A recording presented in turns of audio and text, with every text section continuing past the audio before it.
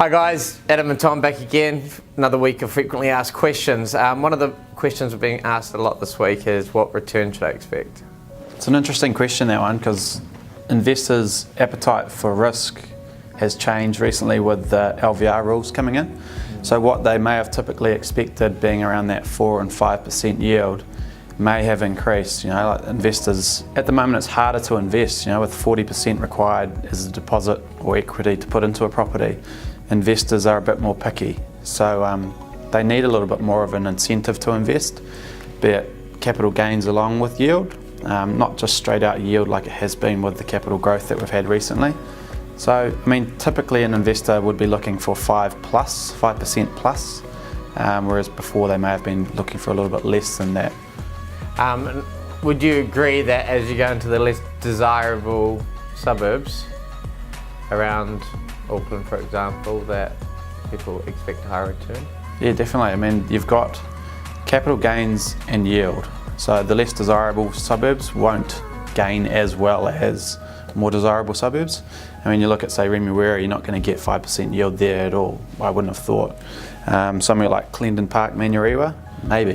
What would you be looking at Remuera, 2 to 3%? Typically, yeah, 2 to 3% if you're lucky. And say Clendon, Manurewa? You could get somewhere 5 to 7%, depending on the property.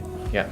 Capital gains and that value of increase, completely different. We all know those two suburbs will completely different values.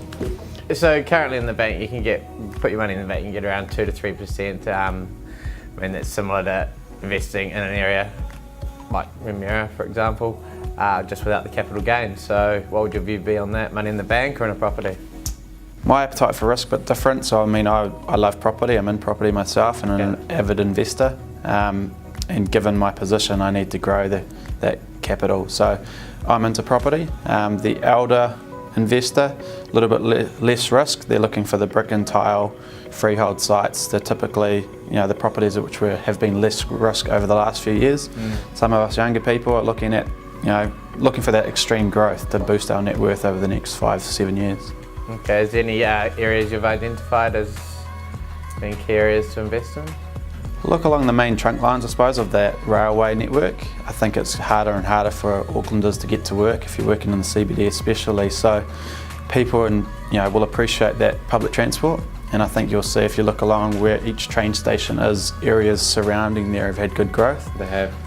So just look for those kind of areas. Further out, you're going to get people commuting in a different type of tenant effectively, so it's harder to rent the further out you get away from the main trunk lines.